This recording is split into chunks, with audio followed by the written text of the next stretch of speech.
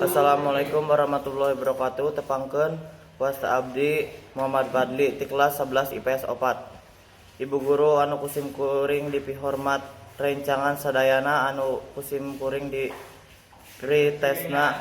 Bismillah wiwitan kedalna lisan kairing ku rasa syukur ka Allah Subhanahu wa taala nu Maha Gopur. Tur miheman shalawat salam nu jadi panguat rasa tilam katresna mugi tetap dilelarkeun ka Kanjeng Nabi Muhammad sallallahu alaihi wasallam.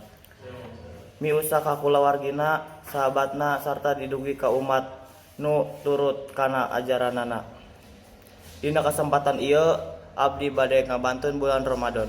Bulan Ramadan nyaeta sasi anu sae sarta diridhoi loba manfaatna nu bisa dibeunangkeun jeung kabeh muslim ti ibadah puasa salah sahijina. Media ngalatih kasantunan kawas kitu rek ngadampek gede jeung pribadi anu bersangkutan atawa jalma anu ti sakitarna. Abdi rek ngabuat jadi pribadi anu indah. Kadua, kasantunan bisa ngabentak sakitar kita loba sahabat anu ngabeunangkeun hidayah sanggeh nyaksikeun pribadi Rasulullah sallallahu alaihi wasallam nu santun nyaeta Sumamah bin Atsal RA jeung Zaid bin Sanah RA.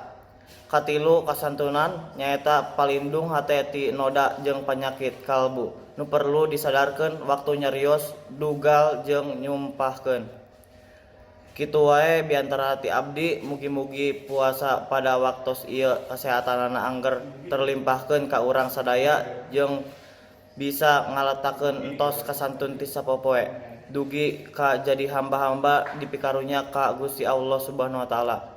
Bilih aya awasan anu kirang entep seureuhna atanapi kecap anu kirang merenah larapna mugi kersa ngahapunten. Hatur nuhun. Wassalamualaikum warahmatullahi wabarakatuh.